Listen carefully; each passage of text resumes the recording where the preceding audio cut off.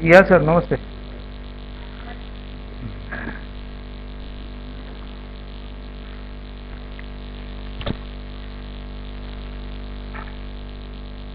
Yes.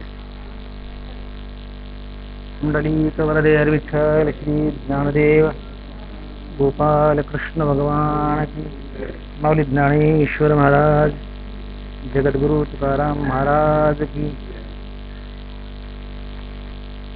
जे जे भेटे भूत ते ते मानिजे भगवान, हा भक्ती योग निश्चित जाणे माझा. ग्रंथराज ज्ञानेश्वरी अध्याय क्रमांक 10. जे जे भेटे भूत ते ते मानिजे भगवान, हा भक्ती योग निश्चित जाणे माझा. देव देऊळ परिवारू की जे कोरोनी डोंगरू, त्याचा भक्तीचा व्यवहारू कान व्हावा. बरोबर आहे बोलतोय.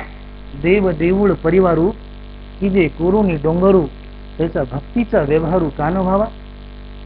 एक विशाल दगड आहे, एक विशाल दगड कोरायचा, त्याच दगडाचा थोडासा भाग मंदिर बनवायचा, त्याच दगडाचा थोडासा भाग देव बनवायचा, त्याच दगडाचा थोडासा भाग समोर भक्त बनवायचा, त्याच दगडाचा थोडासा भाग फुलं बनवायची, त्याच दगडाचा थोडासा भाग सराउंडिंगला एक परिवार बनवायचा. देव देऊळ परिवारू की जे कोरोनी डोंगरू.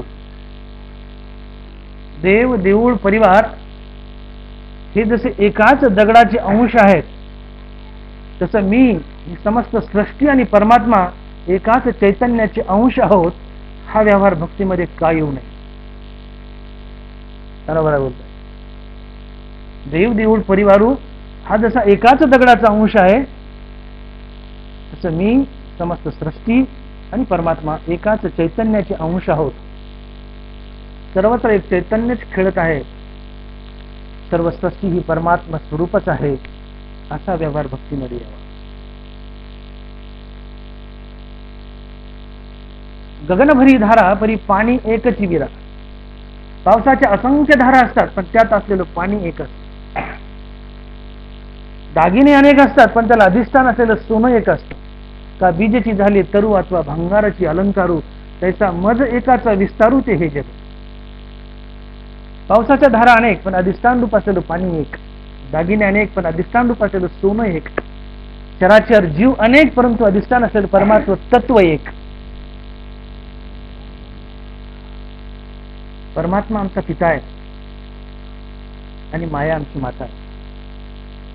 बोलतात. या कारणे मी पिता, देवाकडे बोट केले, या कारणे मी पिता महद ब्रह्म हे माता, आपत्य पंडुसुता जगडंबर. हे असो बहुबोली विश्व हे माया व्याली, ते तर साह्य झाली माझी सत्ता. माया ही विश्वाला जन्म देते भगवंताच्या साह्यानं. भगवान पिता आहे, माया ही माता आहे, आणि दोघांचं अपत्य जे आहे ते जगडंबर आहे, ते विश्व आहे. सूर्य तेज आहे. नाही बोलतात. तेजाचा तेजोनी निघाला, परी तेजची असे लागला, तया रश्मी ऐसा भला बोधू व्हावा. सूर्य तेज आहे, तेजाच्या पोटी तेजच जन्म घेतं, परंतु त्याला आम्ही किरण म्हणतो. तसं परमात्मा आणि परमात्म्याच्या पोटी परमात्माच जन्म घेतो, परंतु त्याला आम्ही माणूस म्हणतो किंवा चराचर म्हणतो. परमात्मा जर आमचा बाप आहे, तर जसा बाप असतो तशीच संतती असते. परमात्मा जर बाप असेल तर संतती ही परमात्माच असावी. जगत परमात्मा स्वरूप आहे. तुंबवना परमात्मा स्वरूप पाहावं. सुवर्णाचे मणी केले ते सुवर्णाच्या सुती वविले, त्याचे जगत म्या धरिले सबाई अंतर. सोन्याचे मणी आणि सोन्याचाच दोरा. सोन्याचे मणी सोन्याच्याच तारीत ओवायचे, अंतर्बाह्य सोनच. आतून बाहेरून एक परमात्माच खचून भरलेला आहे. आतू बाहेरून मिया कोंदले, हे जग निखळ माझेची ओतले, परी त्यांचे दैव कैसे झाले जे मीच नाही म्हणते. जगात वस्त्रामध्ये जसा उभा आणि आडवा एक दोराच असतो, तसं जगात उभा आणि आडवा एक परमात्माच नटलाय. जे जे दृष्टी दिसे ते ते हरिरूप. परंतु प्राण्यांचं दैव काय झालंय म्हणजे मुला देवच नाही म्हणताय. अरे अर्जुना, मी नसे ऐशा कवना ठाऊ असे.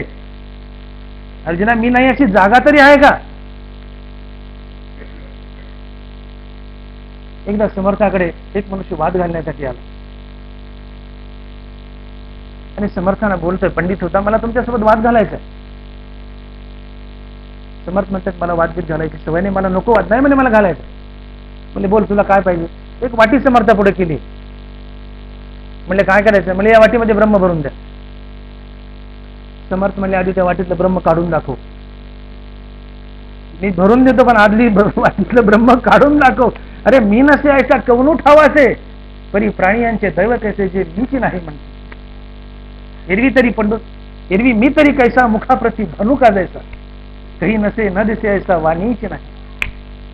अर्जुना, त्रैलोक्यातून कुठूनही पाहिला तर सूर्य जसा सन्मुख दिसतो, एरवी मी तरी कैसा मुखाप्रती भानू का जैसा.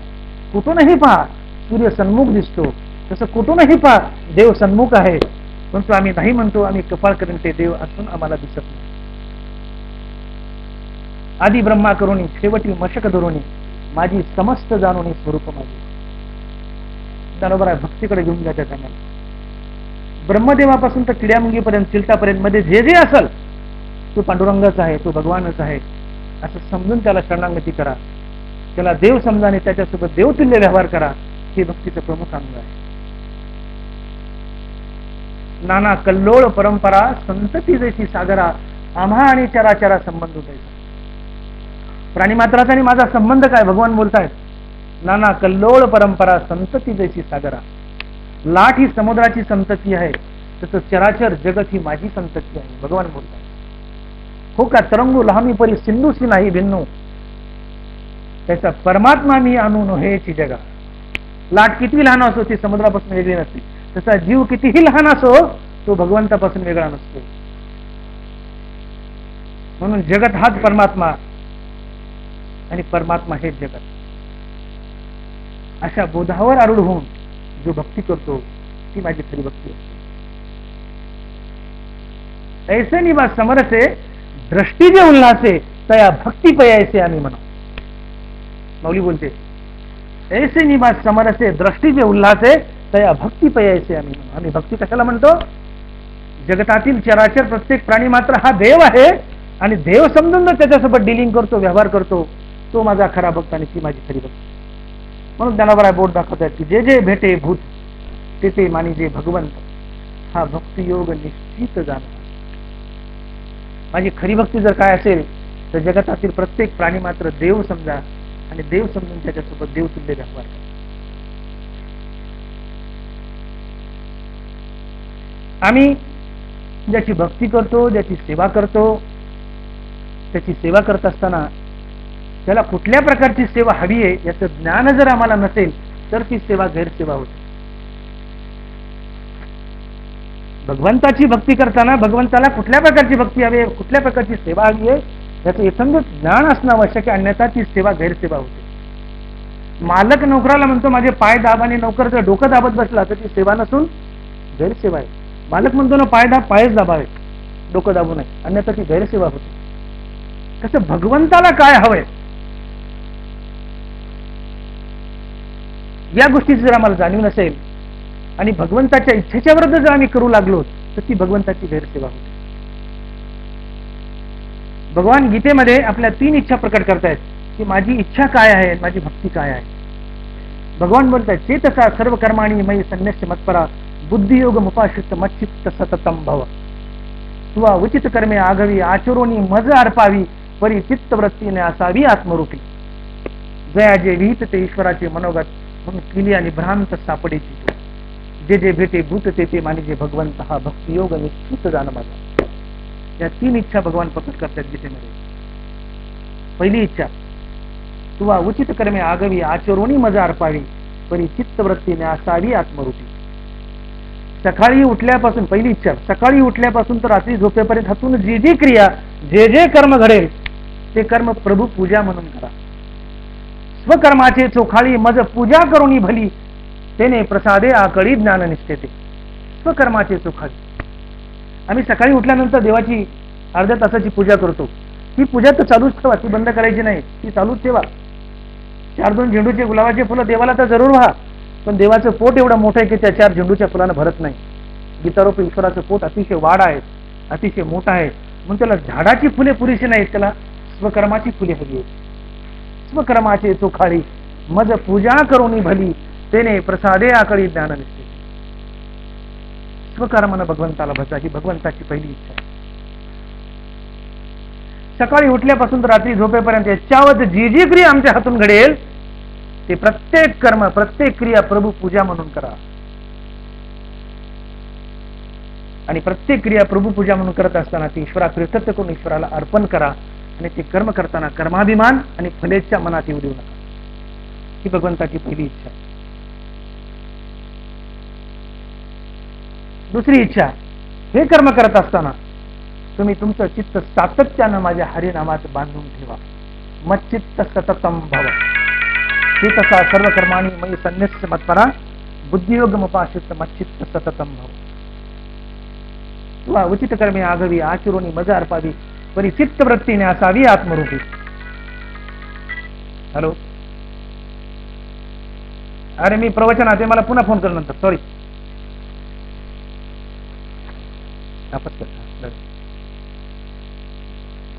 भगवान बोलतायत चित्तवृत्तीने असावी आत्मरूपी. तिचा शब्द प्रयोग काय केला ज्ञानोबारांनी? चित्तवृत्ती गुंडाळावी म्हणत नाही, चित्तवृत्ती न्यासावी. गुंडाळलेलं ओढलं तर फिटतं, नेसलेलं ओढलं तर फाटतं पण फिटत नाही. पातळ नेसा, धोतर नेसा, काचे कोचे खवा, कास्ता घाला, त्याला वडा, ते फाटेल पण फिटणार नाही. नेसलेलं ओढलं तर फाटेल पण फिटणार नाही, गुंडाळलेलं ओढलं तर फाटतं, गुंडाळलेलं ओढलं तर फिटतं. भगवान बोलतायत की चित्त गुंडाळू नका, माझ्या हरिनामात चित्त नेसवा, रोवून ठेवा, माझ्या हरिनामात त्याला गाडून ठेवा. मच्चित्त सततम भव, परी चित्तवृत्ती न्यासावी आत्मरूपी. पहिली इच्छा, सकाळी उठल्यापासून रात्री झोपेपर्यंत जे जे कर्म हातून घडेल ते प्रभू पूजा म्हणून ईश्वराच्या प्रीत्यर्थ ईश्वरापन बुद्धीने करा. आणि हे कर्म करताना फलेचे आणि कर्माभिमान मनात येऊ देऊ नका. दुसरी इच्छा, सातत्यानं तुमचं चित्त माझ्या हरिनामात बांधून ठेवा. जय रामकृष्ण हरिनामाचं सातत्यानं जप चालू ठेवा. दोन इच्छा. भगवान तिसरी इच्छा प्रकट करतात गीतेमध्ये की जगातील ब्रह्मदेवापासून तर किड्यामुंगीपर्यंत जो जो प्राणी मात्र भेटेल, जो जो चराचर भेटेल तो देवच आहे आणि देव समजून त्याच्यासोबत देवतुल्य व्यवहार करा, ही माझी तिसरी इच्छा. या तिन्ही इच्छेचं पालन करणं म्हणजे माझी भक्ती. तैसे स्वामीच्या मनोभावा न चुकीजे हेची परमसेवा, एरतो पांडवा वाणिज्य करणे. स्वामीचे मनोभावा, स्वामी म्हणजे देव, मनोभावा म्हणजे इच्छा. तैसे स्वामीचे मनोभावा न चुकीजे हेची परमसेवा, भगवंताच्या इच्छेप्रमाणे वागणं हीच त्याची परमसेवा, हीच त्याची भक्ती. आणि हे सोडून इतर करणं म्हणजे तो भक्तीतला बाजार होय. एरतो पांडवा वाणिज्य करणे, तो भक्तीतला चाटळपणा आहे, भक्तीतला बाजार आहे, तो भक्तीतला व्यभिचार आहे. म्हणून मी विधान केलं होतं की भगवंताला कोणत्या प्रकारची सेवा हवी आहे याचं ज्ञान जर आम्हाला नसेल तर सेवा गैरसेवा बनते. भगवंताला काय हवंय? तीन इच्छा मी प्रकट केल्या, रिपीट करत नाही. तीन इच्छा तुमच्यासमोर मांडल्या आहेत मी. कर्मानं ईश्वराला भजा. वायू आणि पोकळी याचा जसा अतूट संबंध असतो असं कधी घडलंय का? एखादी पडीक जागा आहे, खिंडारे जुनं, आणि तिथं कधी वायू शिरला नाही. पोकळी म्हटलं की तिथं वायू शिरलाच. पोकळी आणि वायू याचं जसं अतूट नातं आहे तसं तुमचं कर्म आणि भगवान याचं अतूट नातं जोडा. आगवी अंगी जैसा वायू मिळवणी आहे आकाशा, सर्व कर्मी तैसा मदसीच. वायू आणि पोकळीचं जे अतूट नातं आहे तसं तुमचं कर्म आणि भगवान याचं अतूट नातं जोडा, ही भगवंताची पहिली इच्छा आहे. हे सर्व कर्म करताना व इतर वेळी तुमचं चित्त भगवंताच्या नामात बांधा, रोवून ठेवा. आणि तिसरं, जगातील प्रत्येक प्राणी मात्र देव पाहून त्याच्यासोबत देव तुल्य व्यवहार करा, ही परिपूर्ण भक्ती आहे.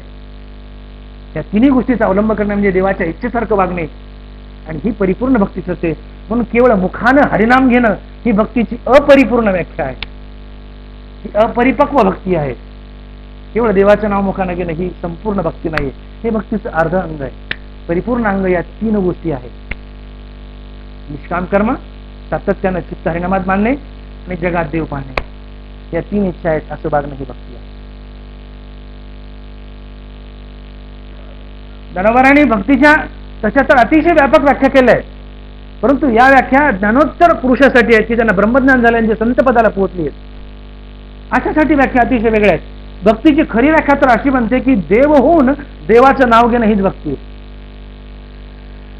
देव होऊन देवाचं नाव घेणं ही खरी भक्ती आहे. 15.5 मिसळावे ते 15.5ची व्हावे, ती मी झाली या संभवे भक्ती माझी.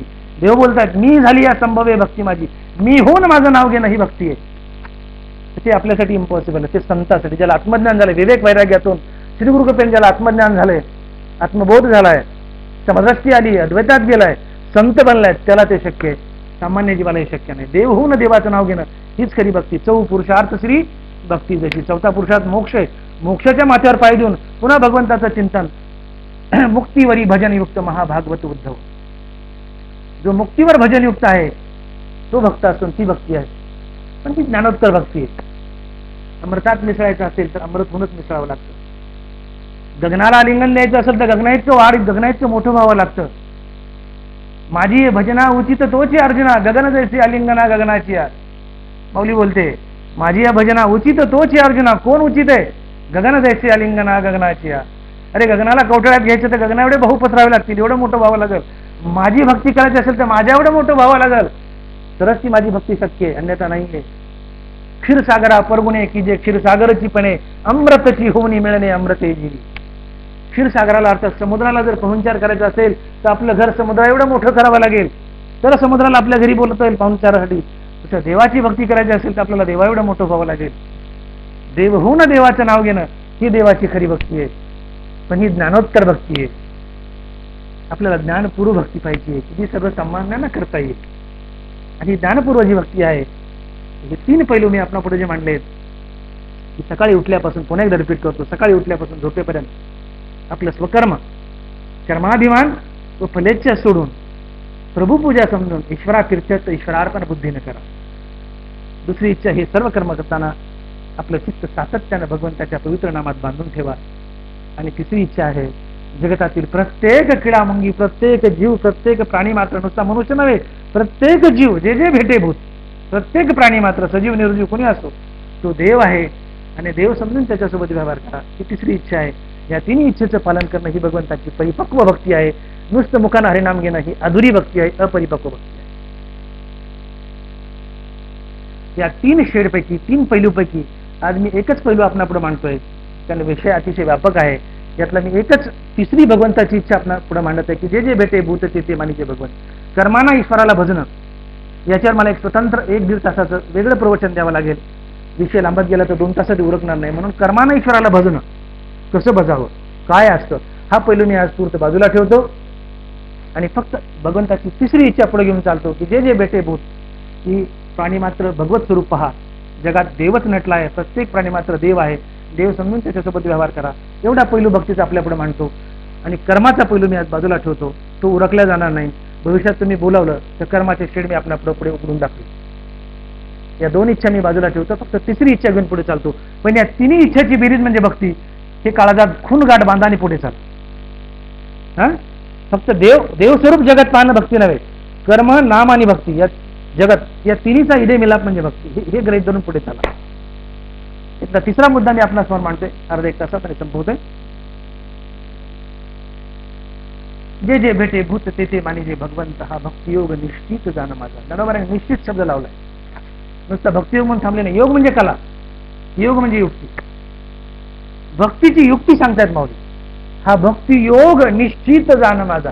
भक्तीची कला रे बाबा, नाही भक्तीची युक्ती आहे. काय की जो जो प्राणी मात्र भेटेल तो देव आहे आणि देवासारखा त्यासोबत व्यवहार करा. ही माझी नुसती भक्ती नाही, ही माझी निश्चित भक्ती आहे, ही माझी खरी भक्ती आहे. भक्तियोग निश्चित जाणं माझं.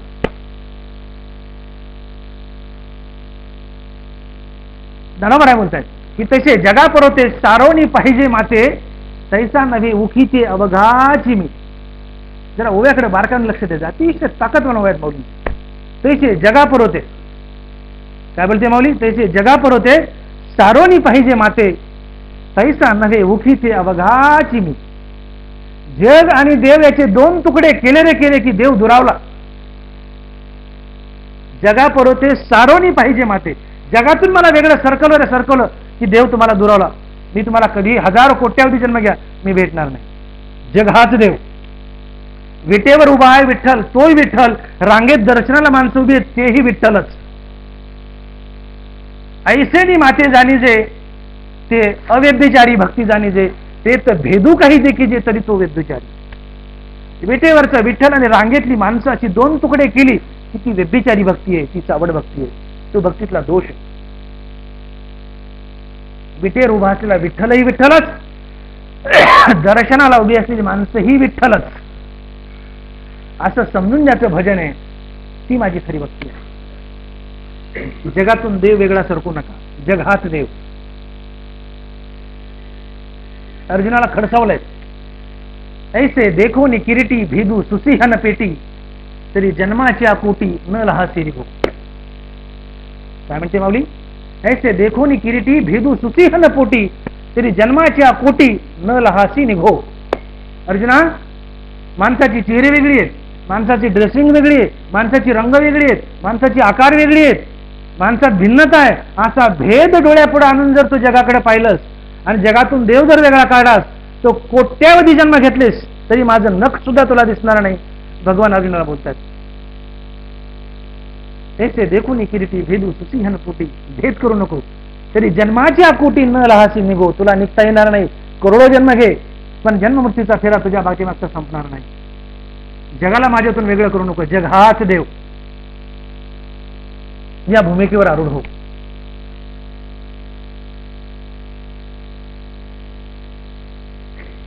जो जगताला, प्राणीमात्राला देव समजून त्याच्यापुढे नम्र होतो, त्याच्या खिशात देव असतो.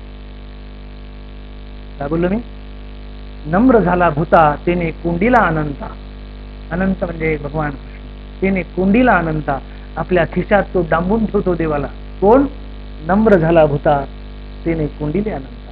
जो प्राणीमात्राला देव समजून त्याच्यासोबत देवतुल्य व्यवहार करतो, त्याच्या खिशात देव असतो. इतकी देवाची जवळीक त्याला लाभते. जय जगा धापुटे होई जे, ते जवळीक माझी. नम्रतेने परमार्थिक सौंदर्य खुलतं, अहंकारानं ते विटाळल्या जातं, बाटल्या जातं, दोष लागतो, ते भंगल्या जातं, ते खालावल्या जातं. नम्रता, विनय हा माणसाचा दागिना आहे, माणसाची खरी संपत्ती आहे. जीवनात माणसाची खरी संपत्ती काय असेल तर ती आहे विनय, ती आहे नम्रता. तया ते विनयो हेची संपत्ती, जय जय मंत्रे अर्पिती माझ्याची ठाई. अखंड अग्रवता होणे असती. तया ते विनयो हेची संपत्ती, जय जय मंत्रे अर्पिती माझ्याची ठाई. तया ते विनयो हेची संपत्ती, विनय संपत्ती आहे आणि खरी संपत्ती आहे. ज्याच्यापाशी नम्रता आहे तो सगळ्या जगाचा चाहता होतो, नवे नवे देवही त्याचा चाहता होतो. पुढे जाऊन मी आधीच बोललो, देव त्याच्या खिशात असतो. माणसाच्या अंगी एवढी नम्रता असावी की पाणी ज्याप्रमाणे नम्र असतं तितका मनुष्य नम्र असावा. कैवल्याचा अधिकारी मोक्षाची सोडीबांधी करी, की जळाचे परी तळवटुगे. महात्म्याबद्दल बोलतात ज्ञानोबा की जळाचे परी तळवटुगे. भांड्यात जर पाणी वतलं ते लटकत राहत नाही, ते तळ गाठतं. पाणी नम्र आहे, की जळाची परी तळवटुगे, ते तळाला जाऊन बसतं. पाणी जेवढं नम्र आहे तितकं तुम्ही आम्ही नम्र असावं. का फळलिया तरुची शाखा सहजे भूमीशी उतरे देखा, त्याचा भूत मात्रा असे का खालावतीचे. फळानं लदलेली फांदी तशी सहज जमिनीला प्रणाम करते, जमिनीकडे झुकते. ज्या पृथ्वीवर, ज्या जमिनीवरती उभी आहे ती फळानं लदलेली गच्च भरलेली फांदी त्या जमिनीला प्रणाम करते, ती खाली झुकते. फळानं भरलेली फांदी जशी सहजच झुकते तसं प्राणी मात्रा पुढे झुका. देव बोलतायत, मी चालत तुमच्या घरी येईल, मला शोधायची गरज नाही, मी चालत तुमच्या घरी येईल. अर्जुनाला देव बोलतायत की अर्जुना, या जगाचे दोन तुकडे कर. रागावलेत देव एक ठिकाणी. मौली बोलतायत, हे एक एक शिकू काही. झापतायत एक ठिकाणी, अरे हे एक एक शिकू काही. तुला 17 बार एक एक गोष्ट काय सांगू म्हटले, हे एक एक शिकू काही. परी सेवके आपल्या ठाई, उरोणी येर सर्वही मी सेव्य करी. अर्जुना, या जगाचे दोन तुकडे कर, त्यातला एक तुकडा तू हो आणि उरलेला अखंड जगत हे वासुदेव श्रीकृष्ण समज. दोन तुकडे कर, एक तुकडा तू, उरलेला जगत परमात्मा. आणि उरलेल्या जगताला परमात्मा समजून नमन कर, त्याला शरण जा. तेत जाऊन या भूत द्वेषभू सर्वत्र नमोय नम मीची यकू मग आश्रय अत्यंत कुलहासी माझा. तू अर्जुन आणि उरलेला सगळा वासुदेव श्रीकृष्ण, हे समजत ही श्री वासुदेव. तू अर्जुन आणि उरलेला जगात वासुदेव श्रीकृष्ण असे दोन तुकडे कर आणि जगताला देव समजून शरण जा. तुझा प्राणीमात्राबद्दलचा द्वेष निघून जाईल आणि तुला प्राणीमात्रामध्ये कायमचाच देव दिसू लागेल आणि मग माझी खरोखर तुझ्यावर कृपा होईल. मग आश्रयो अत्यंत कुलहासी माझा, माझी कृपा माझा आश्रय तुला लागेल. पण नम्रता हा माणसाचा दागिना आहे. भक्तीमध्ये नम्रता यावी. भक्ती ते नमन, वैराग्य तो त्याग. प्रत्येक प्राणी मात्राला देव समजून नमन करणे हा भक्तीचा खरा पैलू आहे. माणसं नम्री होतात पण नम्र होत नाहीत. माणसं नम्री होतात, नम्री 10 नम्री, पण नम्र होत नाहीत. एका गुरु आश्रमामध्ये एक शिष्य असा थोडासा बदमाश होता. सगळे शिष्य अतिशय नम्र, गुरुचे चाहते, पण एक थोडा उद्धट होता. गुरुने एक दिवशी ठरवलं या उद्धट शिष्याला, जो नम्र होत नाही, त्याला थोडासा धडा शिकवावा. गुरुने एक दिवशी त्याला मार्केटमध्ये पाठवलं आणि गुरु म्हणाले की हे एक बोकडाचं, एक वाघाचं आणि एक माणसाचं मुंडकं आहे, हे बाजारात नेऊन विक. एक बोकडाचं, एक वाघाचं आणि एक माणसाचं, 3 मुंडके आहेत, बाजारात नेऊन विक. शिष्य म्हणलं ठीक आहे. गेला घेऊन बाजारात. ही 3 मुंडके टेकल्या, वाघाचं आणि बोकडाचं मुंडकं इमिजिएट विकल्या गेलं. टेकल्या विकत 2000ला एक. तर ते माणसाचं मुंडकं कोणी घेणार? माणूस तो घ्या साहेब म्हणे, कमी 500 घ्या होते, 2000 घे, 500 घ्या. म्हणे नको बा, बायको भांडल, ती म्हणेल कुणाचा खून केला आणि माणसाचं मुंडकं घेऊन आले. त्याला फुकट कोणी घेईना माणसाच्या मुंडक्याला. आणि बोकडाचं वाघाचं 2,000ला गेलं. कंटाळा, दिवस गेला, भूक लागली. ते माणसाचं मुंडकं पुन्हा त्या टारल्यात टाकला आणि घरी येऊन आला. गुरुला सगळा अहवाल सांगितला. गुरुदेव, ते बोकडाचं आणि वाघाचं मुंडकं जबरदस्त किमतीने विकलं, पण माणसाच्या मुंडक्याला कोणी घेईना. गुरु म्हणले अरे कुणीच घे ना. म्हणले कुणीच घे ना. म्हणले याचा अर्थ काय होतो? म्हणजे त्याला कवडी किंमत नाही. त्याला कुणीच घे ना म्हणजे याचा अर्थ माणसाच्या मुंडक्याला कवडी किंमत नाहीये. अरे मग म्हणले गधड्या, ज्या माणसाच्या मुंडक्याला कवडी किंमत नाही, तुझं ते मुंडकं जरा माझ्या पुढे झुकव की, हो की नम्र जरा माझ्या पुढं, काय बिघडायला लागले? नम्रता हा दागिना आहे. नम्रतेने भगवान आम्ही आमच्या हृदयात डांबून ठेवतो. प्राणी मात्र पुढे नम्र व्हा. माणसात देव पहा. आलेला पेशंट हा प्रत्यक्ष पांडुरंग आहे असं समजून डिलिंग त्याच्यासोबत करा. मग आम्हाला अन्यसरी कुणाला सलाईन लावा असं वाटणार नाही. डोळ्याला अल्सर आहे असं म्हणावं असं वाटणार नाही. डोळ्यात फॉरेन बॉडी आहे असं म्हणत असताना आम्हाला फॉरेन बॉडी म्हणा वाटणार नाही. गरज नसताना कोणाची हिस्टेक्टॉमी करावीशी वाटणार नाही. काही दिवसांना अशी पाळी येऊ नये. दातात जीभ धरून बोलतो, भिंतीवर चित्र होतं, स्लोगन देवीचा रोगी दाखवा आणि 1000 रुपये बक्षीस मिळवा. देवीचा रोगी दाखवा आणि 1000 रुपये बक्षीस मिळवा. काही दिवसांनी असं म्हणावं लागेल, गर्भाची पिशवी असलेली बाई दाखवा आणि 1000 रुपये बक्षीस मिळवा. म्हटली अतिशक्ती सोडून द्या, पण दीज आर फॅक्ट्स. ज्यावेळेस राऊतमारे सर आमचे गुरुजी होते, अंबाजोगाईला 6 महिनेच होते, जास्त दिवस नव्हते. सरांच्या काळात 6 महिन्यात एखादी हिस्टेक्टॉमी व्हायची. हिस्टेक्टॉमी आहे म्हटलं, गर्भाची पिशवी काढायला हिस्टेक्टॉमी म्हणतात. पिशवीचं ऑपरेशन म्हणलं की सगळी बॅच जमा व्हायची, पिशवीचं ऑपरेशन बघायला जायचं. अदरगिलचं ऑपरेशन 6 महिन्याला एक ऑपरेशन. पण आता एका दिवसात एका दवाखान्यात 6 होतात. माणसात देव पहा. त्यातली अतिशक्ती सोडून द्या. परंतु माणसात तुम्ही जर भगवंताची इच्छा आहे की जगातील प्रत्येक प्राणी मात्र देव आहे, तर तुम्ही देवाची चिटिंग केली, देवाला फसवलं, देवाची कृपा होईल कशी? तुम्ही देवाला फसवतायत, माणसाला फसवत नाहीये. कारण देवाचं ब्रीद आहे. जगात देव पहा, माणसात देव पहा. त्या माणसाला फसवलं, प्रत्यक्ष पांडुरंगाला फसवलं. पांडुरंग दुरावतो. म्हणून तुकोबाराय बोलतात की निर्वैर व्हावे सर्व भूतासवे, साधन बरवे हेची एक. प्रत्येक प्राणी मात्रासोबत निर्वैर व्हा, तरीच अंगीकार करील नारायण. एरतो सीन बडबडीची वाणी. प्रत्येक प्राणी मात्राला देव समजून नम्र व्हा. त्याचा द्वेष करू नका. त्याच्याशी निर्वैर व्हा. त्याला भगवंत समजा. हीच भक्ती आहे आणि हे भक्तीचं प्रमुख साधन आणि प्रमुख अंग आहे. असं वागाल तरच तुमचा अंगीकार नारायण करेल, नारायणाची कृपा होईल. आणि असं वागला नाही तर तुम्ही जे कराल तो केवळ सीन असेल, केवळ दुःख असेल. एरतोसीन बडबडीची वाणी तरीच अंगीकार करील नारायण. स लावले तिथं, चकारात्मक बोलले, तरीच कृपा करील नारायण. विष्णुमय जग वैष्णवांचा धर्म भेदा भेद नामा मंगळ. कुण्याही जीवाचा न गुड मत्सर वर्म सर्वेश्वर पूजना. जगात विष्णुमय आहे, जगात विष्णूच नटलेला आहे, कृष्णच नटलेला आहे, ही भावना पदरी बांधा. हे भक्तीचं खरं वर्म आहे. कुणाचा भेद आणि अभेद दोन्ही करू नका, कुणाचा द्वेष मत्सर करू नका, जगतात देव पहा, ही भक्तीचं खरं वर्म आहे.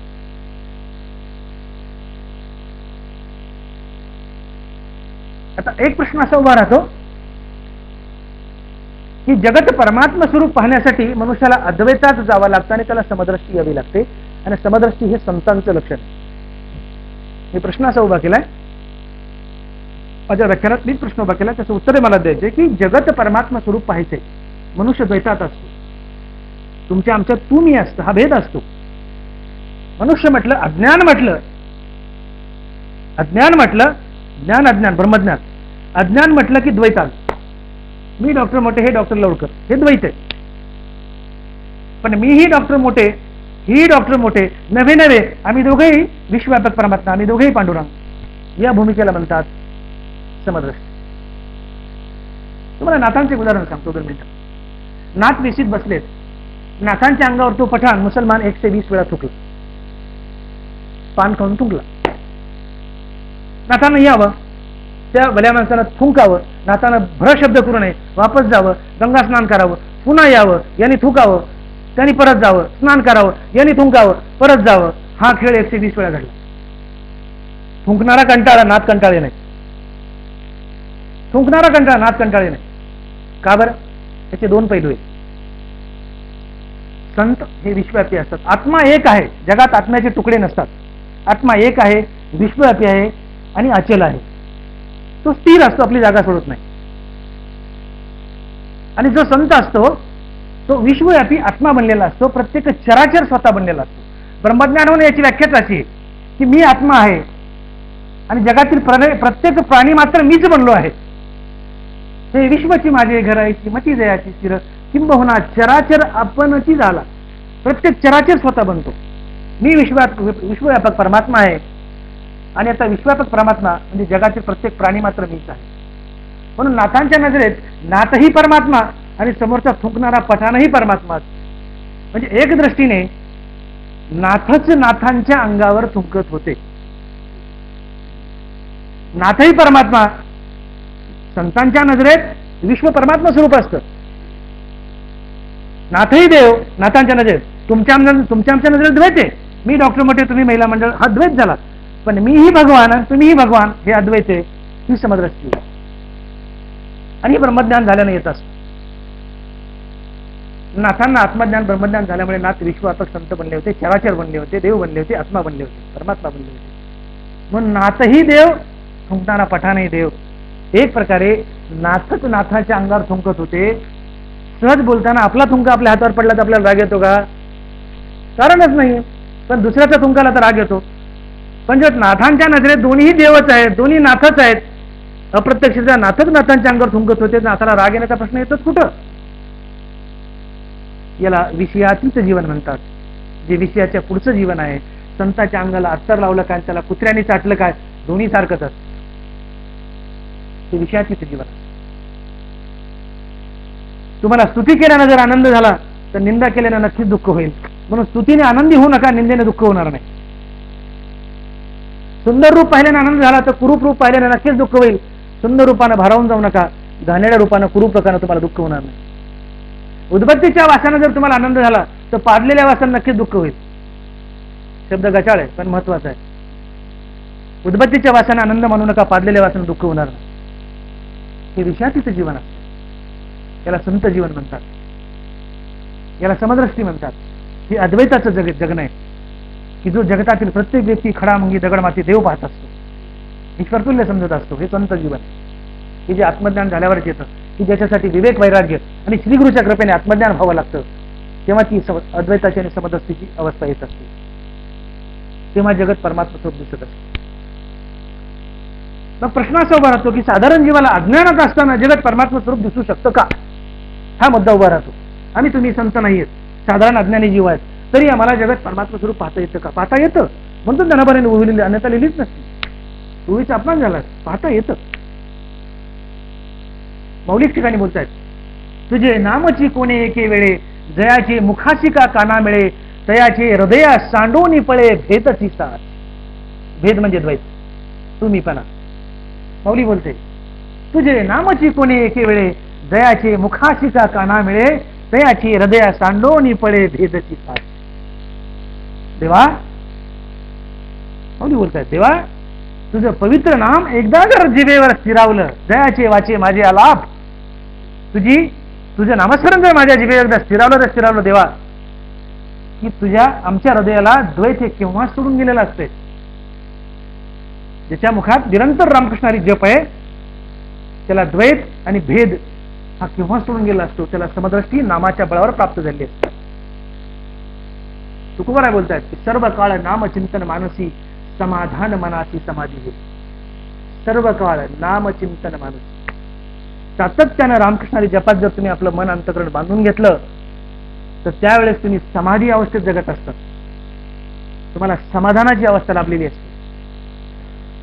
समाधान या शब्दाचा अर्थ असा होतो की ज्याला आत्मज्ञान झालंय श्रीगुरूच्या कृपेने, आणि त्याच्या चित्ताला एक अविचल अवस्था लाभलेली आहे, चित्ताची कायमची स्थिरता लाभलेली आहे. हो, वरी आकाश पडो या पृथ्वी खाली विरो, पृथ्वी फाटून जाऊन वरून आकाश पडो, ज्याचं चित्त यत्किंचितही ढळत नाही, अशी चित्ताची अविचल अवस्था प्राप्त होणं म्हणजे समाधान. आपल्या घरावर समाधान लिहिले, दॅट समाधान इज डिफरंट. बरं का भाभीजी, लक्ष द्या, आपल्या घरावर समाधान लिहिले, दॅट समाधान इज डिफरंट. समाधानाची व्याख्या काय? चित्ताची अविचल अवस्था, कशाने ढळणार नाही. वरी आकाश पडो या पृथ्वी खाली विरो, वरून आभाळ कोसळो ना तर पृथ्वी फाटो, जो आपल्या चित्ताला ढळू देत नाही ते समाधान. समाधानाची व्याख्या मौली बोलतायत, गुरु ते ज्ञान, ज्ञानी आत्मदर्शन, दर्शनी समाधानाची जैसे. गुरु ते ज्ञान, ज्ञानी आत्मदर्शन, ज्याला आत्मदर्शन झालंय श्रीगुरूच्या कृपेने, ज्याला आत्मबोध झालाय, त्यालाच समाधान लाभतं, इतराला नाही. तुमचं आमचं समाधान फक्त आडनावाचं आहे, आडनावाचं आहे, ते खऱ्या नावाचं नाही. हे समाधान जे आत्मबोध झाल्यावर लाभतं, संत झाल्यावर लाभतं, ते समाधान. आणि ती समाधी अवस्था तुकोबाराय बोलतात, सर्व काळ नामचिंतन मानसी, समाधान समाधी, समाधान मनासी समाधी हे. त्या तोडीचं समाधान, त्या तोडीची समाधी तुम्हाला केवळ श्रीहरीच्या निरंतर नामाने लाभते, आणि तुम्ही अद्वैतात आणि समदृष्टीत जगत असता. फक्त नाम मात्र निरंतर होय. कारण सत्वाचेनी अंगबळे, श्रद्धा मोक्ष पळारी ते तर रजतम उगे कापाराती. निरंतर हरिनामाने सात्विक गुण तेवत राहतो, आणि सात्विक गुण तुम्हाला भगवंताच्या दिशेने घेऊन जातो. सत्वाचेनी अंग लगे, श्रद्धा मोक्ष फळारी गे, परी ते तर रजतम उगे कापाराती. जनावरांनी हरिपाठात सुरुवातीला चिंचेचं बोटूक दाखवले, देवाच्या द्वारी उभा क्षणामध्ये घुलवलंय. लेकराला जशी आई घुलवते, तुला चॉकलेट देते, जा तेल आण, जा भाजी आण, घुलवलंय. अरे बाबा या देवाचे उभा क्षणभरी, अरे क्षणभरी आहे, पण शेवटी बांधलंय रिकामा अर्ध्या घडी राहू नको, बांधलंय. हे रिकामं पण म्हणजे काय? देवाचं नाव घेतल्याचं क्षणभरी राहू नको. कारण नाम थांबलं रे थांबलं की रजगुण आणि तमगुण पेटून उठतात आणि सत्वगुण खाली खेचला जातो. आणि रज आणि तम हे विकारी असतात, ते तुमचं पतन करतात. जसे टोपल्यामध्ये जर खेकडे टाकले, त्यातला एखादा खेकडा जर वर चालला तर बाकीचे खेकडे त्याला खाली ओढतात, ही खेकड्याची प्रवृत्ती असते. तसं नामस्मरण जोपर्यंत हृदयात मनात तेवत आहे, तोपर्यंत सत्वगुण तेवत असतो. तुम्ही संतच असतात, तुम्ही मोक्षाच्या दिशेने वाटचाल करत असतात. पण तो नाम थांबलं रे थांबलं की रज आणि तम पेटतात, सत्वाला खाली दाबतात, आणि तुमचं पतन होतं, तुमच्या हाताने दुष्कृत्य करतात, पातक घडतं. म्हणून नाम निरंतर हवंय, नाम अरुण निरंतर हवंय. ओके सर, नाम अरुण निरंतर हवंय, नाम निरंतर हवंय.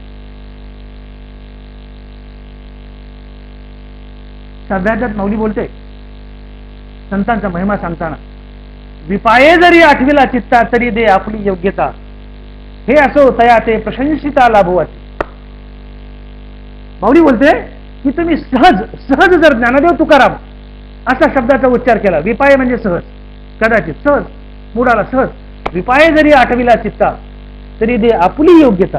तुम्ही सहज जर म्हणले ज्ञानदेव तुकाराम, ज्ञानदेव तुकाराम सहज म्हणले तर तेवढ्या वेळेकरिता ज्ञानदेव तुकाराम त्यांची योग्यता अर्थात त्यांचं संतपद तुम्हाला बहाल करतात. विपाय जरी आठविला चित्ता तरी दे आपली योग्यता. पुढे माऊली बोलते हे असो तयाचे प्रशंसिता लाभुवाती.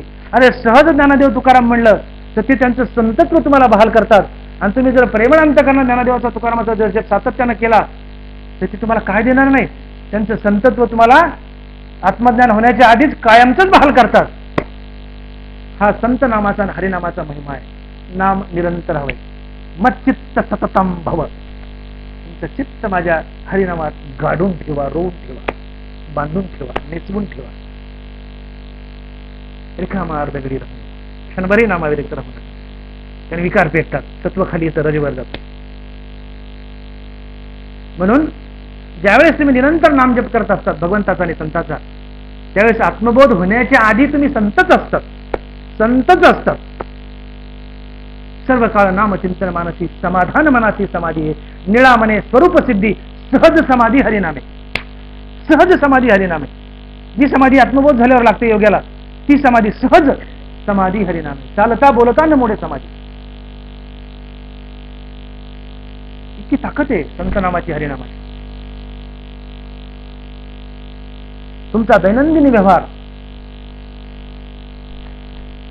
या भूमिकेवरून चालावा अशी गीतेची इच्छा आहे.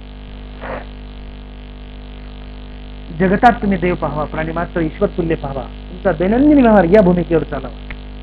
माणसा माणसात देव पहा. Don't hate anybody. सकाळी अर्ध्या तासाची पूजा करणं किंवा देवाच्या दर्शनासाठी देवळात जाणं ही परमार्थातली बालवाडी आहे.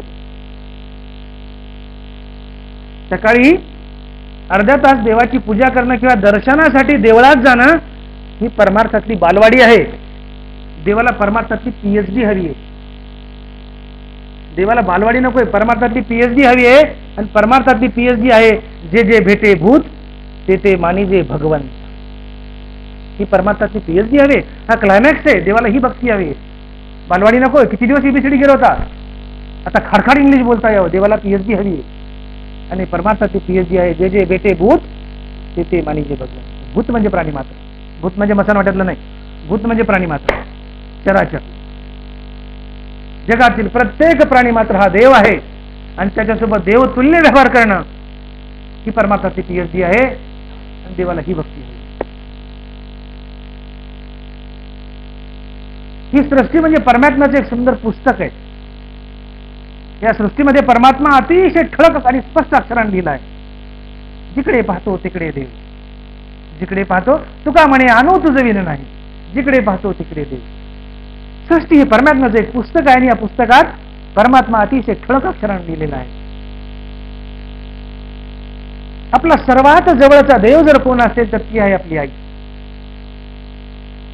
आपला सर्वात जवळचा देव जर कोण असेल तर ती आहे आपली आई. नंबर 2चा देव कोण असेल तर आपले वडील. नंबर 3चा देव कोण असेल तर आपलं नातोगोत. आणि नंबर 4चा देव कोण असेल तर पूर्ण जगत, पूर्ण विश्व.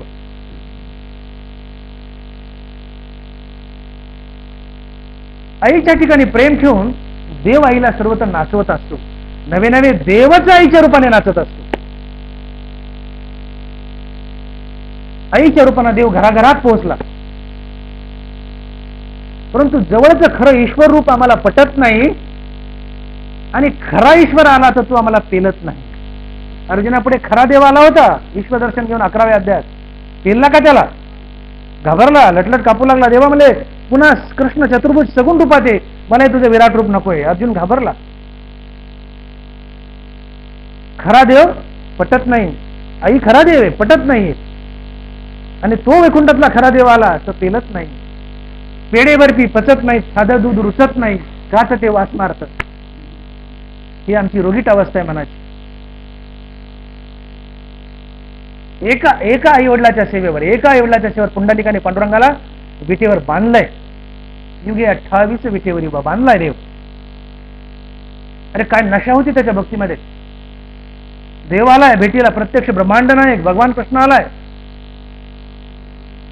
आणि आईवडिलाची सेवा करतोय, पाय दाबतोय पुंडलिक. देवाकडे डोळा सुद्धा उचलून बघायला तयार नाही. देव म्हणतोय, अरे पुंडलिका मी आलोय, मी कोण आहे माहितीये का तुला? भगवान कृष्ण, विश्वाचा पिता, विश्वाचा जनिता, मी देव आलोय. पुंडलिक बोलतोय, आला असेल, काही घेणं नाही मला तुझ्याशी. म्हणले बरं, म्हणले हो, माझ्या आईवडिलाची सेवा चालू आहे, ती वीट फेकली तिच्यावर उभा राहा. तुकोबारा बोलला, का रे पुंड्या मातालासी उभे केले विठ्ठलास. तुकोबाराने झापले पुंडलेला, का पुंड्या मातला? म्हणले, का रे पुंड्या मातालास उभे केले, देवाची एवढी अवहेलना करतो म्हणले. काय मस्ती आहे त्याच्या भक्तीमध्ये. पुंडलिक बोलतोय, देवा तुझंच ब्रीद आहे, तुका म्हणे माय बापे अवघी देवाचीच रूपे. पुंडलिक बोलतोय देवाला, अरे देवा तू नंबर 2 ला आहेस म्हणले. देवाला घसर, देवा तू नंबर 2 ला आहे, नंबर 2 नंबर 1 चा खरा देव आई वडील आहेत म्हणले, हे तुझंच ब्रीद आहे. देव खुश झाला. आई वडिलाची सेवा सोडून जर देवाची सेवा केली तर ही भक्ती देवालाच आवडत नाही. अगोदर आई वडिलाची सेवा करा, मग माझी सेवा करा, अन्यथा मज हानी त्याला लाथा की माझी घाता प्रवर्तला. देव बोलतायत भागवतात उद्धवाला. नाथ महाराज म्हणतायत, आई वडिलाची सेवा सोडून जर माझी सेवा केली आधी तर मज हानी त्याला लाथा की माझी घाता प्रवर्तला. मला लाथा हाणल्यासारखे वेदना होतात, माझा घात केल्यासारखा होतो. आई वडिलाची सेवा न करता माझी सेवा केली तर आई वडिलाची सेवा सहजच मला पोहोचते. आई वडिलाची सेवा करा, हीच माझी सेवा आहे. नंबर 1 चा देव आई वडील आहेत, नंबर 2 ला देव आहे. खरा देव जवळ आला असताना पुंडलिकानं आई वडिलाला खरा देव मानला. आणि हे मानव ही देवाचीच इच्छा आहे, देवाचीच इच्छा आहे. जगतातील सगळ्यात जवळचा देव जर काय असेल तर आई आहे. आई वडिलाची सेवा हे आमचं आद्य कर्तव्य आहे. जो मनुष्य आपले कर्तव्य आणि स्वकर्म याच्याकडे पाठ फिरून देवाच्या शोधात निघतो, देव सुद्धा त्याच्याकडे पाठ फिरवतो. आता वाक्य पुन्हा आहे का, तुम्ही देवाच्या शोधात निघलाय, पण आपलं कर्तव्य आणि आपलं स्वकर्म टाकून आपलं कर्तव्य आणि स्वकर्माकडे पाठ फिरून जर तुम्ही देवाच्या शोधात निघलात तर देव सुद्धा तुमच्याकडे पाठ फिरवतो. देव तुम्हाला कधीच सापडत नाही. आपलं कर्तव्य आधी बजवा, तव कर्मे ईशू भजावा बोलिलो दे. कर्माने ईश्वराला भजणं ही तू देवाची केली. स्वकर्माचे चोखाळी मज पूजा करून म्हणजे स्वकर्माने माझी चोख पूजा करा, जगात देव पहा. आणि हे सोडून जर नुसता माझा शोध घ्यायला निघले तर त्याच्याकडे पाठ फिरली तर मी तुमच्याकडे पाठ फिरेल, मी तुम्हाला कधी सापडणार.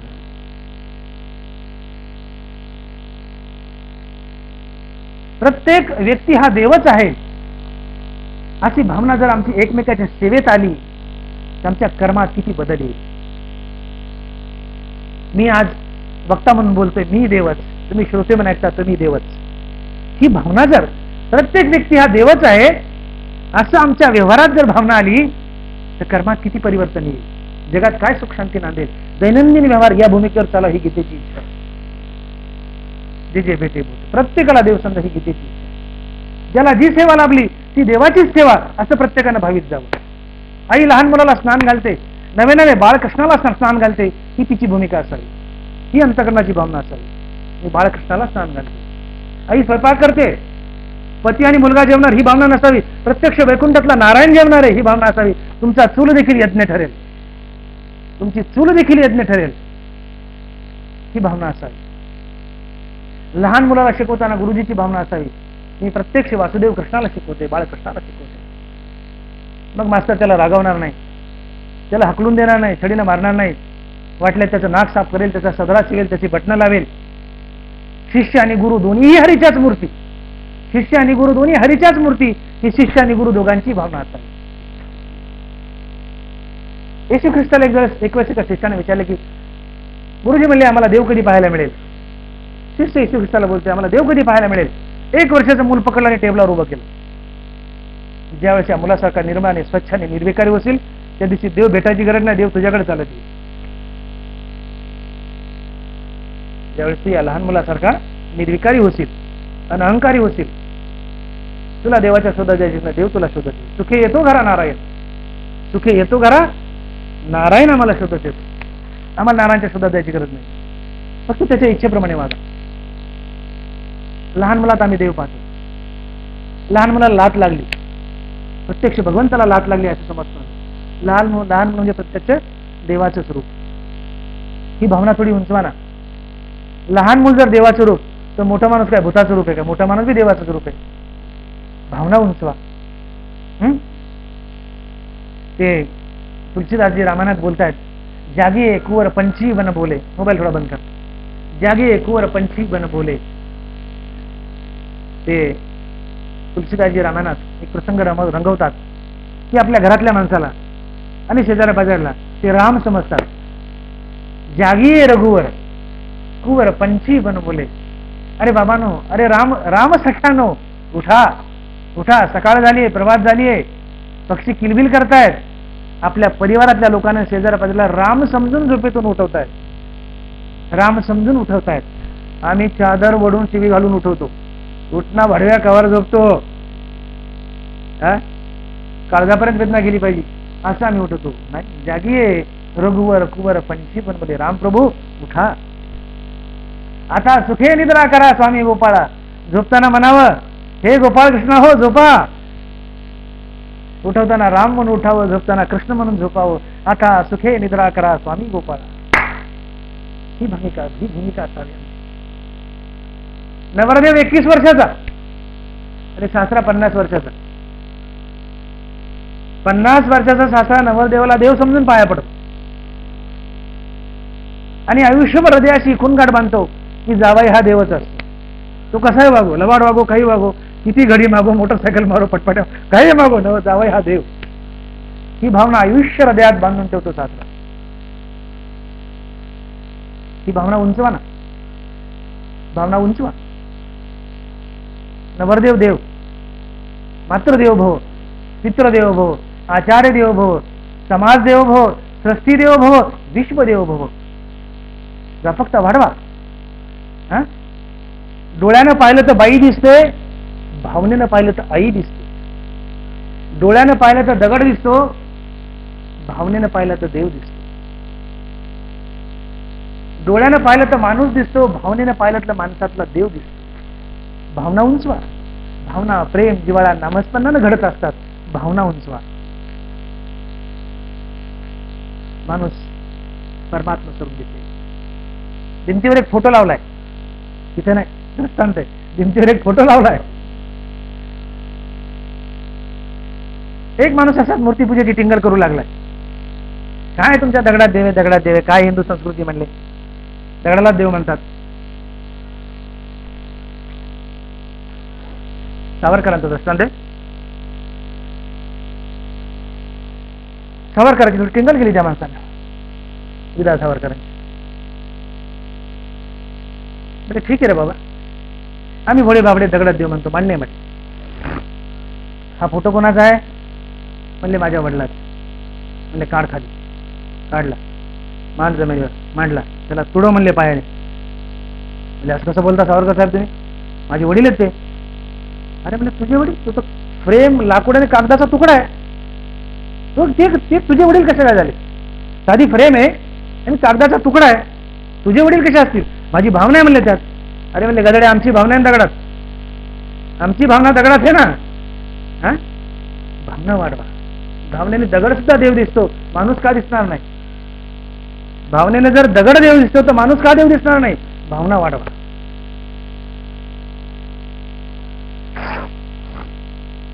आम्ही माऊलीच्या वारीत जातो, एकच शब्द असतो, ज्ञानदेव तुकाराम, ज्ञानदेव तुकाराम, रामकृष्ण हरी, ज्ञानदेव तुकाराम, रामकृष्ण हरी. एवढंच भजन आणि एकच शब्द, माऊली व्हा पुढं, माऊली व्हा पुढं. कुणाचं आडनाव माहित नाही, नाव माहित नाही, काही नाही. धक्का लागला, बुक्का लागला, पाय तोडला, माऊली सांभाळून चला, पाय तोडालाय. माऊली कुपरकडे घालू नका, माऊली रेटारेटी करू नका, माऊली व्हा पुढं, माऊली व्हा पुढं. एकच शब्द, माऊली माऊली माऊली. त्या 15 दिवसात त्या वारीमध्ये पूर्णपणे प्रत्येक माणूस माऊलीमय बनलेला असतो, हरिमय बनलेला असतो. का? मुखामध्ये अखंड हरिनाम आणि संत जप आहे. आणि हीच मंडळी ज्यावेळेस बस पकडते आणि बस स्टँडला येते, गाडीत जर कोणाची लाट लागली टाळीमार शिवाय घालतात. आणि तीच माणसं असतात वारीतली, एकामेकाला माऊली व्हा पुढं, माऊली व्हा पुढं म्हणणारे माणसं. बस स्टँडला लाट लागली, तिथे लाट लागली तर म्हणतात माऊली लाट लागली, जरा सांभाळून चला, माऊली व्हा पुढं, माऊली कुपरकडे मारू नका. आणि बस स्टँडला लाट लागली तर शिव्या घालतात. आता त्याच माणसातली माऊली का कुठे निघून गेले का?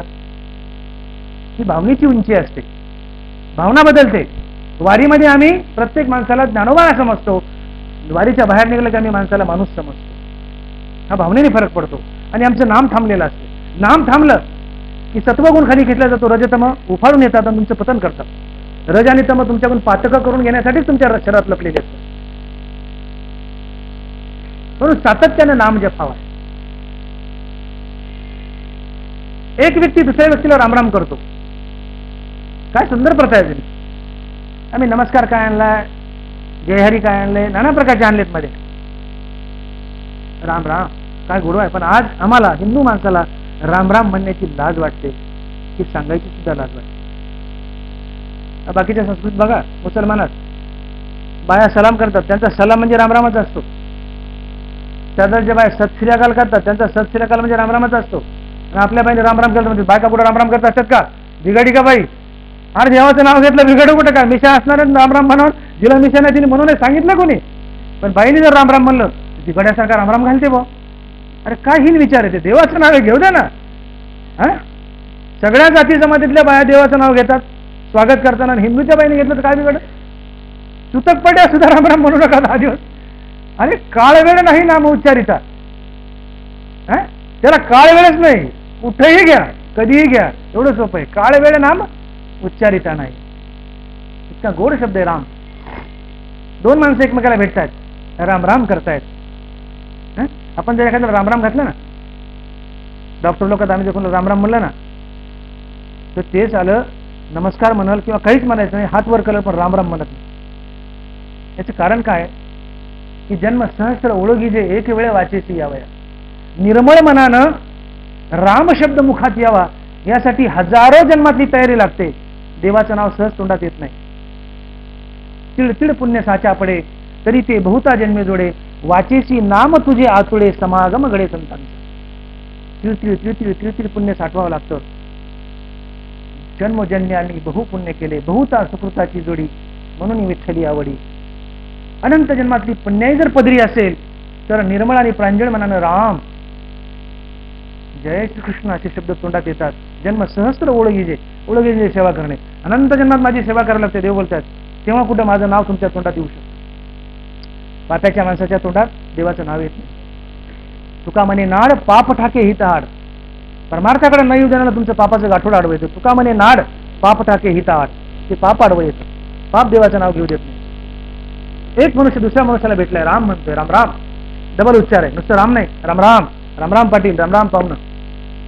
काय भूमिका आहे? एक राम दुसऱ्या रामाचा जय जयकार करून वैकुंठीतल्या रामाचा जय जयकार करून. काय भूमिका आहे डबल राम राम म्हणण्याची? लवकर सर भेटले, राम राम सर, मी राम तुम्ही राम आणि जय जयकार वरच्या रामाचा. ही भूमिका आहे. जय जय भेटे भूत ते मानी. सृष्टी राम स्वरूप आहे. मी राम तुम्ही राम, जय जयकार वरच्या रामाचा. राम राम आम्ही जातो आमचे गावा, आमचा राम राम घ्यावा. फक्त राम सोडलाय मागं तुकोबाराने. आम्ही जातो आमचे गावा, आमचा राम राम घ्यावा. माझं दुसरं काही घेऊ नका रे बाबानो, माझा फक्त राम घ्या. आणि तो राम तुमच्या जिभेत स्थिरवा, तुमचं कल्याण होईल, तुमचंही वैकुंठाकडे गमन होईल. आमचा राम राम घ्यावा. नावाच्या मागे आम्ही स्त्री लावतो, श्रीमान लावतो. काय अर्थ आहे त्या शब्दांचे? स्त्री म्हणजे लक्ष्मी, मान. लक्ष्मी ज्याला मान देते असा तो नारायण. लक्ष्मी कुणाला मान देते? नारायणाला मान देते. श्रीमान आमके आमके आमके. श्री म्हणजे लक्ष्मी, मान ज्याला मान देते. कुणाला मान देते? लक्ष्मी, वैकुंठ नायक नारायणाला. प्रत्येक माणसाच्या मागं श्रीमान लावतात. याचा अर्थ प्रत्येक माणूस नारायणच आहे, नारायणच आहे. हरीच्याच मूर्ती आहे. सर्वत्र सावळं ब्रह्मच नटलेलं आहे. त्या तुलादाराची एक गोष्ट आहे. त्या तुलादाराकडे कोणी जाऊ, वैश्य होता, व्यापारी होता. त्याच्या तराजूचा दांडा सरळ असायचा. लहान जाऊ मोठं जाऊ कुणी जाऊ, तो कुणाला फसवत नव्हता. त्याची तराजूची दांडू सरळ असायची.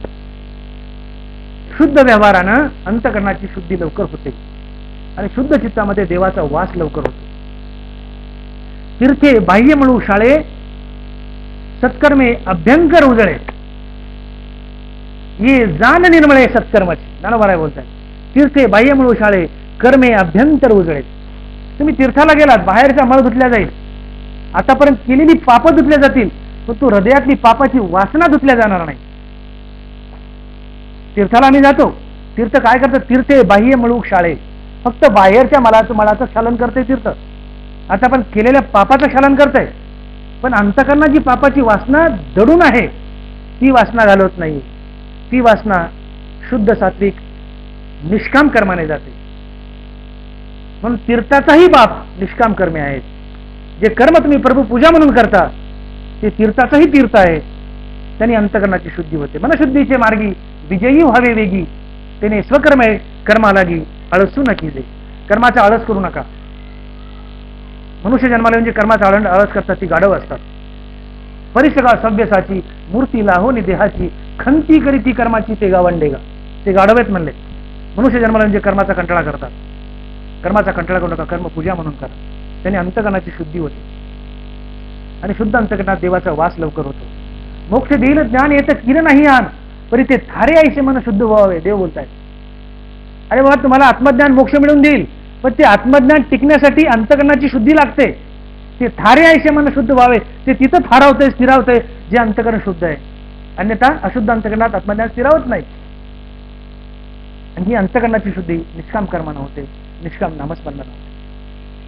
म्हणून आपला व्यवहार करताना कुणी येऊ, त्या तुलादाराची तराजूची दांडी सरळ आहे तर आमच्या डोळ्याची दांडी सरळ असेल.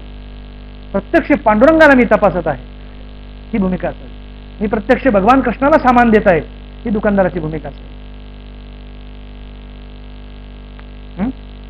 प्रत्येक व्यक्तीत देव पहा. भगवान कृष्ण विटेवर उभा आहे, एकाच विटेवर उभा आहे, तिष्ठत उभा आहे. तो पुंडलिकाकडून दुसरी वीट मागून घेऊ शकत होता. विटाचा दुष्काळ नव्हता. तो जर म्हटला असता देव हे पुंडलिका मी ताटलोय अजून एक वीट टाक, तू 10 घंटे तुझ्या आईची पूजा कर पण मला नीट उभा राहताना अजून एक वीट दे. पुंडलिकाने 4 विटा दिला असते तर काय अवघड होतं. पण देवानं वीट मागितल्याने देव एकाच विटेवर ताटकळत उभा आहे. देवाला जगताचं ऐक्य दाखवायचं एकाच विटेने. दुसरी वीट घेतली असली तर द्वैत झाला असतं, भेद झाला असता. देव वेगळा जग वेगळं, 2 तुकडे झाले असते. देवाने तुकडे केले नाही. देव एका विटेवर उभा आहे. जगताचं ऐक्य दाखवतोय देव. देवाची समता, जगाची समता दाखवतोय देव. एकाच विटेवर उभा. आणि म्हणून दानवराय यावरून संदेश देत आहे की बाबानो, जे जे भेटे भूत ते ते मानी जे भगवान, हा भक्तियोग निश्चित जाणं माझा. बाबा रे,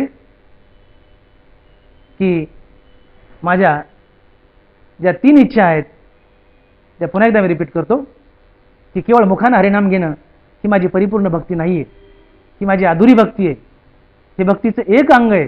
एकांगी भक्ती नको, पूर्णांगी भक्ती असावी. आणि पूर्णांगी भक्ती म्हणजे माझ्या 3 इच्छा. त्यात पहिली इच्छा आहे कर्माभिमान व फलेच्छा टाकून आपल्या वाटेला आलेलं स्वकर्म प्रभुपूजा समजून ईश्वराप्रित्यर्थ ईश्वरार्पण बुद्धीने करा.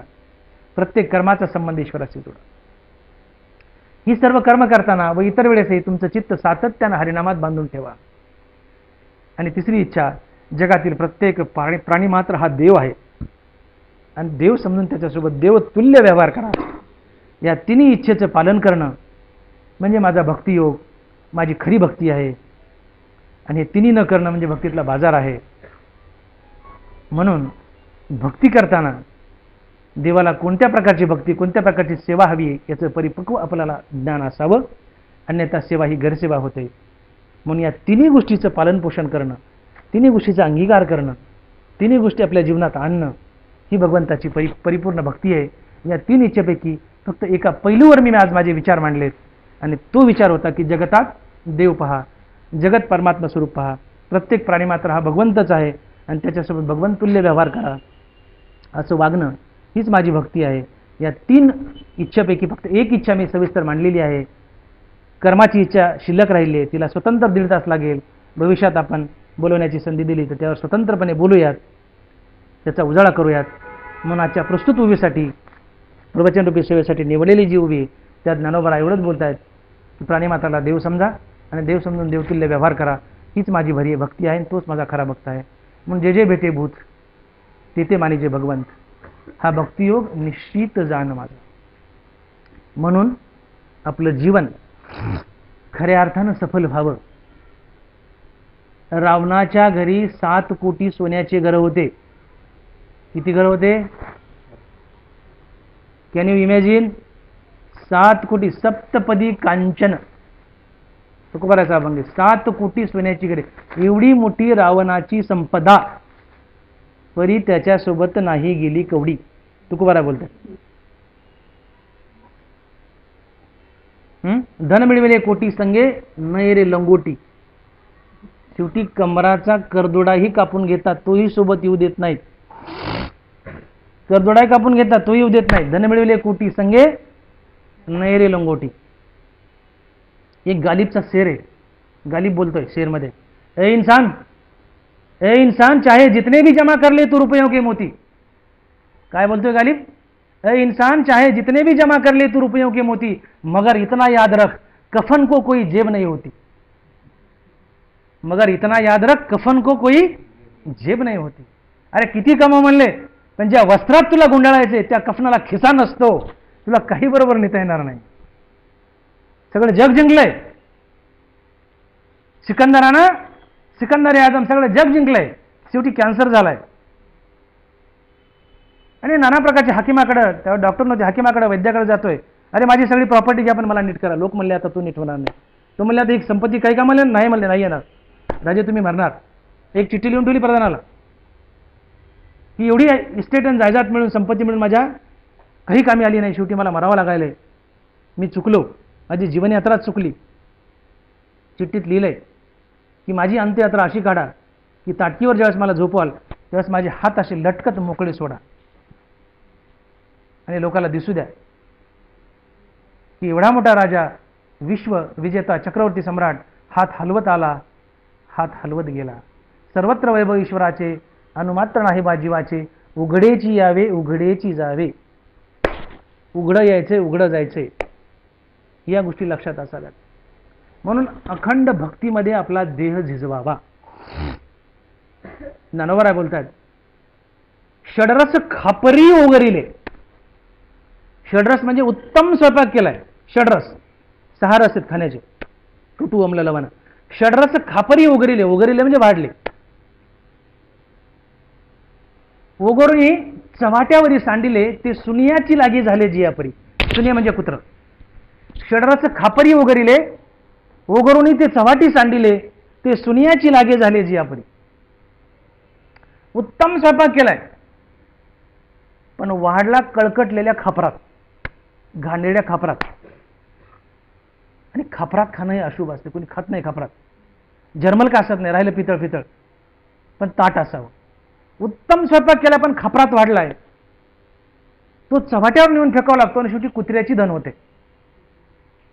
शेवटी कुत्र्याची धन होते. तसा हा देह जर हरिभजनात झिजवला नाही तर हा देह सुद्धा माती किंवा कुत्र्याचीच धन होतो. हा देह सुद्धा हरिभजनात झिजवला नाही तर माती किंवा कुत्र्याचीच धन होतो. षडरस खापरी ओगरिले, ओगरुनी चव्हाटा सांडिले, ते सुनियाची लागे जियापरी, तैसे भक्तिहीनाचे जिने. माऊली बोलते, तैसे, त्या उजवीकडे बोट केले, तैसे भक्तिहीनाचे जिने. ज्याच्या जीवनात राम नाही, भक्ती नाही, त्याचं जीवन त्या स्वयंपाकासारखं आहे. तो स्वयंपाक कुत्र्याची धन झाला, तसा हा देह कुत्र्याची धन होतो. म्हणून एम्स अँड ऑब्जेक्टिव्ह आमचे काही ठरलेले असावे. मी बोललो की 7 कोटी घर होती रावणाची, एक कवडी सोबत गेली नाही. आमचे 2 असतील, 3 असतील, 4 असतील, 4 मजले 10 मजले असतील, 100 खोल्या असतील, इट इज युजलेस. एका भगवत प्राप्तीशिवाय दुसरं काही एम ठेवणं, उद्देश ठेवणं, वाया एरझार हरिवेल, व्यर्थ चक्कर. म्हणून ज्यावेळेस आम्ही सावरलोय, याला उशीर म्हणायचं नाहीये. वयाच्या 60व्या वर्षी तुम्ही हरिभक्तीला वळले नाहीये, आता उरले ते हरी तुम्हाला समर्पण. ज्यावेळेस आम्हाला स्फुरले की आता देवाकडे आम्हाला जायचंय, देव आमचा आहे, मी देवाचा आहे, हा पैलू ज्यावेळेस आपल्या हृदयात जागृत झाला, ते वय किती असो, देवाकडे जा. आम्ही गटरागंगेतून बाहेर आलोत ना, आता पवित्र आहेत, आम्ही आता भगवंताचे भक्त आहेत. वय किती बघायचं नाही, फक्त सावरलं. 60व्या सावरलं तर 70व्या सावरा, देवाकडे झुकलंय, हेच जीवन आहे, हीच सार्थकता आहे. तुका म्हणे जन्म आल्याचे सार्थक, विठ्ठलाची एक देखील. म्हणून ही जी ज्योत आपण लावलेली, हे जे झाड लावले, त्याचा विशाल वटवृक्ष बनवा. ही ज्योत देवत ठेवा. या रोप्याला तुम्ही मोठा विशाल वटवृक्ष बनवा. नंतर मॅडमला विनंती करतो की त्यांनी 1 वर्षानंतर थांबवणार आहेत म्हणतात, थांबू नका, चालू द्या. तुमच्या नामाचा वैकुंठात झेंडा लागेल. हे फार सत्कार्याचं काम आहे. येऊन येणारे बोलतायत, ऐकणारे ऐकतात, पण नियोजन करण्याला त्यापेक्षा अधिक महत्व आहे. तर त्यांनी केलं नसतं, मला संधी नव्हती, तुम्हालाही संधी नव्हती, म्हणून क्रेडिट गोज टू हर. तर मी पुन्हा एकदा त्यांना रिक्वेस्ट करेल की तुम्हाला वक्ते आम्ही शोधून देऊ, महिनोगंती आम्ही ज्ञानेश्वरीवर बोलू, ज्ञानेश्वरीचे छटा आणि पैलू तुम्हाला विविध अंगाने उघडून दाखवू, तुम्हाला वक्त्याची कमी पडणार नाही. हे जे तुम्ही सुरू केलंय ते चालू ठेवा, चालू ठेवा, चालू ठेवा. जे जे भेटे भूच, ते ते माणिक जे भगवान, हा भक्तियोग निश्चित जाणं माझा. पुंडलिक वरदे हरी विठ्ठल, ज्ञानदेव तुकाराम गोपाल कृष्ण भगवान की, माऊली ज्ञानेश्वर महाराज की जय. विठ्ठला विठ्ठला विठ्ठला. आता विश्वात्मके देवे, येणे भाग्यज्ञ तोषावे, तोषो निमद द्यावे, पसाय दान हे, जे खळांची व्यंकटी सांडो, तया सत्कर्मी रती वाढो, भूता परस्परे पडो, दुरितांचे तिमिर जाओ, विश्व स्वधर्म सूर्य पाहो, जो जे वांछील ते लाहो, वर्षत सकळ मंगळी, ईश्वर निष्ठांची मांदियाळी, अनवरत भूमंडळी. चला कल्पतरुचे आरव, चेतना चिंतामणी जे गाव, बोलते जे अर्णव, चंद्रमे जे अलांछन, मार्तंड जे तापहीन, ते सर्वाही सदा सज्जन, किंबहुना सर्व सुखी, पूर्ण होणीची ही लोकी, भजिजो आदि पुरुषी, आणि ग्रंथोपजीवे विशेषी लोकीये, द्रष्टा द्रष्ट विजय होवावे जी, येथ म्हणे श्री विश्वेश्वरावो, हा होईल दान पसावो, येणेवरे ज्ञान देवो, येणेवरे ज्ञान देवो, येणेवरे ज्ञान देवो. पुंडलिक वरदे हरी विठ्ठल, श्री ज्ञानदेव तुकाराम गोपाल कृष्ण भगवान की जय. माऊली ज्ञानेश्वर महाराज की जय. जगद्गुरु तुकाराम महाराज की.